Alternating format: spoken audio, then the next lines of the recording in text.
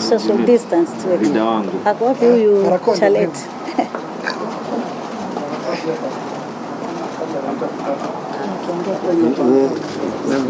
Nafikiri huyu bwana fupi.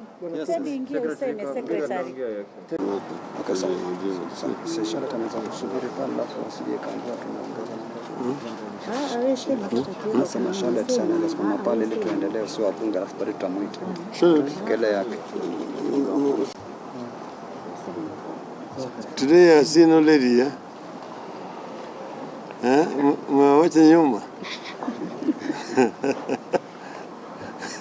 Well, gentlemen of the press, we have here representatives of members of parliament from the coast region. We have had discussions with them on the issues of BBI.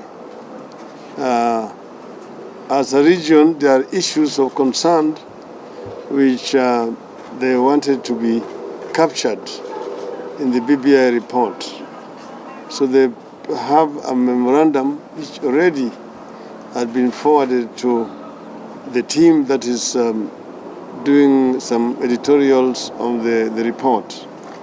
The issues that they have particularly brought up are going to be explained to you by Honorable Teddy Mambire, who is the MP for Ganze. There are other members who are not here, but they have all signed this memorandum, which these honorable members of parliament have brought to us here. There are critical issues affecting the coast region, things like blue economy, the historical land injustices, the coast, and revenue share. So rather than take too much of your time, I'm going to ask Honorable Teddy Mambire to read the memorandum, after which we are going to talk about another subject altogether. Teddy. Thank you very much, Your Excellency. Today we are here with members of parliament who are representing others who are currently at in the constituency, as stated by His Excellency. I have Honorable Mishi Mboko, who is representing Likoni, Honorable Dani Mwashako, who is representing Wundanyi, Honorable Gertrude Mbeyu, who is the Kilifi County representative. We have Honorable Michael Kingi Magarini constituents, Honorable Abdulsamad Sharif Nasir, who is representing Muvita. We have Honorable Captain Rueda Obo, who is a Wundanyi, who is a Lamu women representative. Our issues that we have shared with His Excellency, as he has stated, we had issues with the historical land injustices, whereby we are proposing that Article 68 of the Constitution, C7, to add number 8, so that at least we can have to provide a manner and procedure on how the historical land injustices are going to be addressed.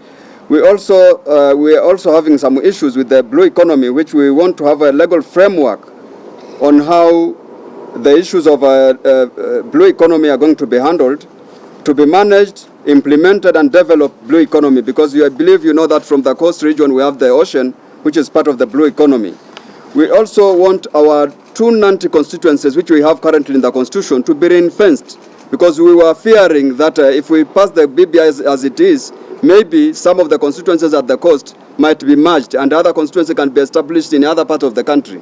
So our issue is the current constituencies to be reinforced, so that in case there will be addition, then we can get other constituencies, but we retain what we have, and even the counties. We also want inclusivity in employment.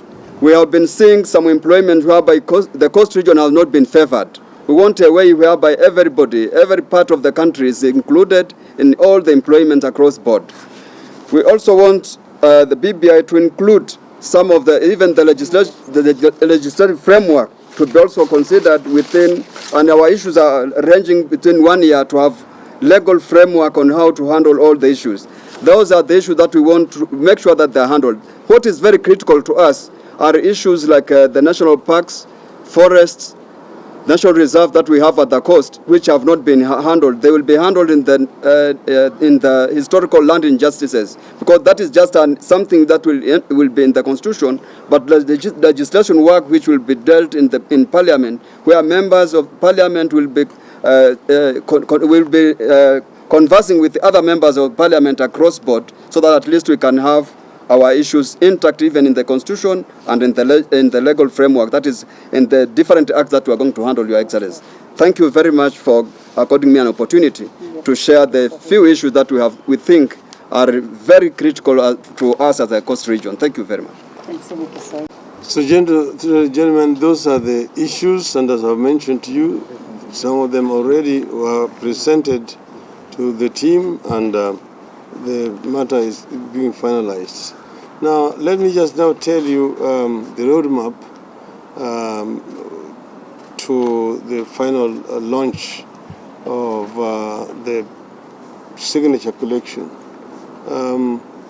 We are going to be talking to some representatives of the governors between now and next Tuesday. Then on Tuesday we will be meeting with the women representatives and leaders of the county assemblies, after which now we will be doing the launch of the signature collection sometimes next week. We want that exercise to be done as quickly as possible so that the matter can then be handed over to the Electoral Commission, and then we can move towards the next phase of a referendum. We think that this matter, as already mentioned before, should be concluded by latest April next year. That is basically where we are, in as far as the BBI is concerned. Are there any questions?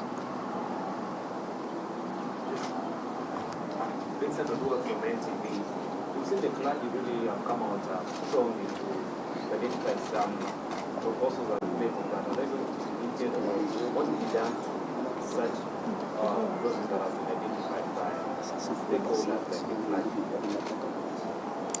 You see, people have had opportunity to talk about all those issues. 2 years now, the clergy themselves had an opportunity to express their views about those issues. So, this is a democratic society. They are entitled to their views. Those are their views, but we go by the views of the majority of our people. And that's where we are. Just curiosity, the sake of clarity, how soon can the draft bill be gazetted? Say that again? How soon can the draft bill be gazetted? This is what I'm telling you. It's going to be very, very, very soon. And very soon is very soon. Thank you. Some of the new traditions being pushed across, are you going to amend the document that has a new document with many changes? We've seen the governors having their demands, the MCS, I'm saying that, what they have raised here are issues which already have been also raised by some other people. And I think most of them are already being captured as things stand. So what we had said was that we are not going to bring in substantive new issues. These are basically editorial issues which are being captured. Somebody would like to know, can you please expound what you mean by editorial changes? Does it involve deletion? What do you mean when you say editorial changes? There are certain issues which had probably had already been mentioned and they were not captured, and they're being added. That is what I actually mean. In other words, they're not really new issues. They may have been captured, but not in that particular way or language. So that is what we mean by editorial. In other words, we're not bringing in substantive new issues. but we're basically just looking at issues which are there already in the report. Like, you see this issue of, there's issue of agriculture. Agriculture was mentioned, but livestock was not mentioned specifically. And blue economy was also not mentioned specifically. It's just an omission. And that's what we mean by editorial. The memorandum that we received from the region. Yes, from the region. That's the blue economy. Yes. It was part of the memorandum from the coast region. Yes. You remember? It had been part of the memorandum that already was submitted by delegation from the coast. Yeah, from Barca. So it was just an omission.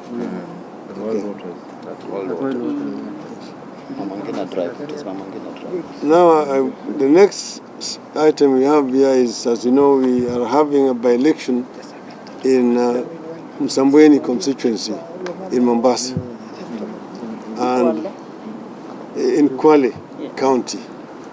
And all these members from the coast are part of our team that is going to campaign for us in Msambweni constituency. We are confident as ODM to retain the seat of Msambweni in ODM. And we have with us here also a lady who had been a candidate. She had gone to run as an independent, but after looking on the ground and talking to our people down there, she's decided to come back home and join the team of ODM. And now we are welcoming her here in the presence of these members from the coast into the fold. Madam Charlotte Akinyi, karibu sana. Welcome. Kwanza wewe sema kitu hapa ndio hao wengine wa kuunga mkono. Asante sana Your Excellency. Kwanza kabisa, mtoto huwa akikosea humchapi viboko ukimfukuza nje. Unamchapa ukimrekebisha, ukimrudisha nyumbani. Mimi nataka kuwahakikishia kuwa nimerudi nyumbani na hapa ni nyumbani and I'm here to stay.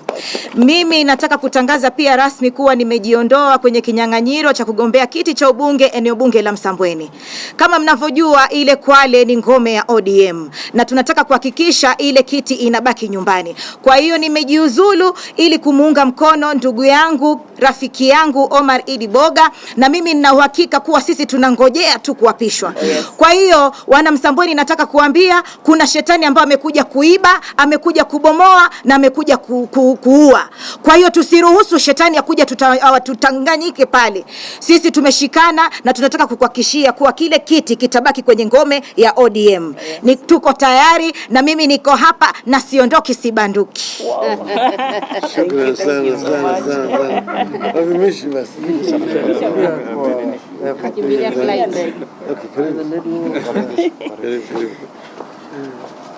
Nashukuru, naitwa Mheshimiwa Mbeyu wa Kilifi. Mimi ni shukurani kubwa sana baba. Watoto wako wamerudi kwako. Mtoto msichana Charlotte ametii amri.